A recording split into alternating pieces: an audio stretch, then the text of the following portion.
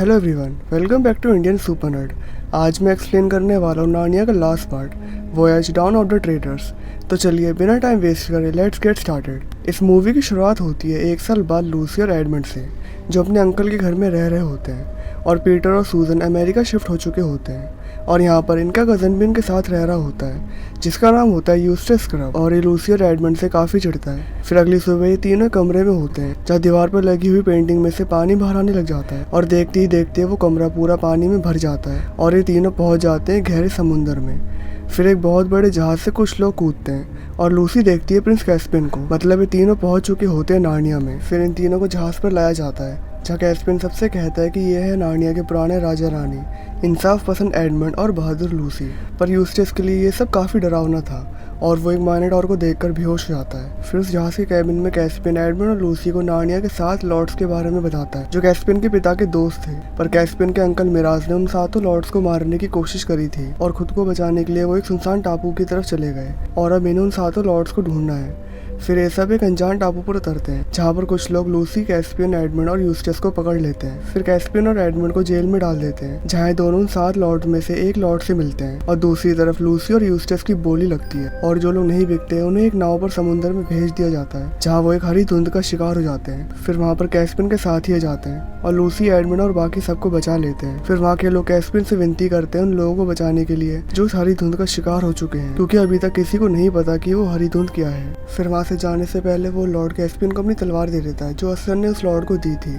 फिर दूसरे टापू पर कैस्पियन, लूसी और एडमंड मिलते हैं मास्टर कोरियाकन से, जो इन सबको बताता है कि अगर तुम्हें उस हरी धुंध को हराना है तो उन 7 लॉर्ड्स की तलवारों को रमैंडू टापू पर एक साथ रखना होगा, पर इन सबको ऐसा करने के लिए बहुत सारी मुसीबतों से होकर जाना होगा। फिर ये सब दूसरे टापू पहुंचते हैं जहाँ पर कैस्पियन और एडमंड को एक ऐसी जादुई गुफा मिलती है जिसके पानी में कोई सी भी चीज़ डुबाने से वो सोने की बन जाएगी, और इस पूल में उन 7 में से एक लॉर्ड होता है जो यहाँ गिरकर सोने का बन चुका था। फिर एडमंड उस लॉर्ड की तलवार ले लेता है। अब दूसरी तरफ हम देखते हैं कि यूस्टस भी इसी टापू पर एक ऐसी जगह पर आ जाता है जहाँ काफ़ी सारा सोना पड़ा हुआ था। फिर यूस्टस एक सोने का ब्रेसलेट पहन लेता है। फिर सारे लोग जहाज़ पर जाते हैं। फिर लूसी एडमंड से पूछती है कि यूस्टस कहाँ पर है। फिर एडमंड और कैस्पियन यूस्टस को ढूंढने के लिए जाते हैं जहाँ वो देखते हैं यूस्टस के जले हुए कपड़े और जूते, और यहाँ एडमंड समझ जाता है कि यूस्टस मर चुका है। फिर कैस्पियन देखता है तीसरे लॉर्ड का कंकाल, और यहीं पर इन लॉर्ड की तलवार भी एडमंड को मिल जाती है। फिर जहाज पर अचानक से किसी ड्रैगन के दहाड़ने की आवाज़ आती है। फिर एडमंड और कैस्पियन वापस से जाते हैं। फिर एक ड्रैगन एडमंड को पकड़कर अपने साथ ले जाता है। फिर एडमंड देखता है कि ज़मीन पर लिखा हुआ है कि मैं हूँ यूस्टस, जिससे एडमंड समझ जाता है कि यूस्टस ड्रैगन में बदल चुका है। फिर ये सब एक जगह पर इकट्ठे होते हैं जहाँ पर लूसी और एडमंड कैस्पियन से पूछते हैं कि यूस्टस को दोबारा पहले जैसा इंसान ही बना सकते हैं। फिर कैस्पियन एडमंड से कहता है कि नहीं। फिर ये सब डिसाइड करते हैं कि हम आज रात के लिए यहीं पर रुकेंगे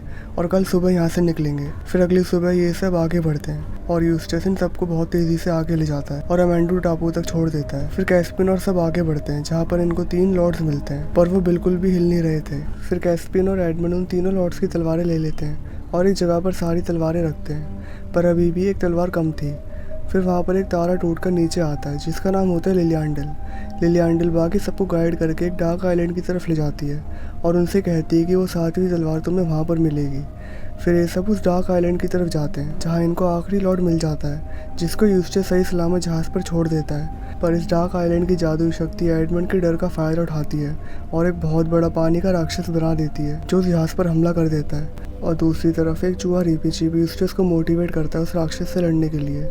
फिर यूस्टस उस राक्षस पर हमला कर देता है, पर वो लॉर्ड यूस्टस को खतरा समझकर अपनी तलवार से यूस्टस को जख्मी कर देता है, जिससे यूस्टस वहाँ से तलवार के साथ भाग जाता है और एक अनजान टापू पर गिर जाता है जहाँ यूस्टस मिलता है असलन से, जो यूस्टस को दोबारा नॉर्मल इंसान बना देता है। और दूसरी तरफ जहाज के सारे लोग उस राक्षस से लड़ रहे होते हैं और वो हरी धुंध एडमंड के डर का फायदा उठाती है और वाइट विच को वहाँ पर ले आती है। फिर असलन यूस्टस को आखिरी तलवार के साथ रमैंडू टापू पर भेज देता है जहाँ वो आखिरी तलवार बाकी तलवारों के साथ रख देता है और एडमंड उस राक्षस को ख़त्म कर देता है। फिर इस डार्क आइलैंड से सारी बुरी शक्तियाँ ख़त्म हो जाती हैं और जो लोग उस हरी धुंध का शिकार हुए थे वो सब वापस आ जाते हैं। फिर यूस्टस भी जहाज़ तक आ जाता है जहाँ रीपीची भी यूस्टस को देखकर बहुत खुश होता है। फिर यूस्टस कैस्पियन, एडमंड और लूसी को उस टापू तक ले आता है जहाँ पर यूस्टस असलन से मिला था।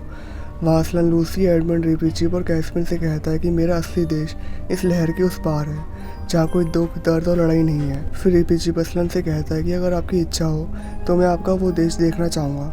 फिर असलन रीपीचिप को ब्लेस करता है और रीपीचिप अपनी तलवार वहीं पर छोड़कर असलन के देश हमेशा हमेशा के लिए चला जाता है। फिर असलन लूसी और एडमंड से कहता है कि तुम लोग अब बड़े हो चुके हो। पीटर और सूजन की तरह तुम भी कभी वापस नार्निया नहीं आ पाओगे। जो तुम यहाँ सीखने आए थे वो तुम सीख चुके हो। फिर लूसी असलन से पूछती है कि क्या मैं आपसे दोबारा कभी नहीं मिल पाऊंगी। फिर असलन लूसी से कहता है कि तुम्हारी दुनिया में मेरा एक और नाम है, मैं चाहता हूँ कि तुम मुझे वहाँ पर भी जानो। फिर असलन यूस्टस एडमंड और लूसी के लिए रास्ता खोलता है, पर जाने से पहले यूस्टस असलन से पूछता है कि क्या मैं वापस आ पाऊँगा। फिर असलन यूस्टस से कहता है कि हाँ, तुम वापस नार्निया आ पाओगे। फिर ये तीनों वापस अपनी दुनिया में जाते हैं, जहाँ पर पानी वापस उस पेंटिंग के अंदर चला जाता है और लूसी उस पेंटिंग को दोबारा दीवार पर लगा देती है और ये मूवियाँ ख़त्म हो जाती है। तो आप मुझे नीचे कमेंट करके बताइए कि आपको ये एक्सप्लेनेशन कैसा लगा। तो चलिए मिलते हैं आपसे नेक्स्ट एक्सप्लेनेशन में। तब तक के लिए goodbye, take care and thanks for watching.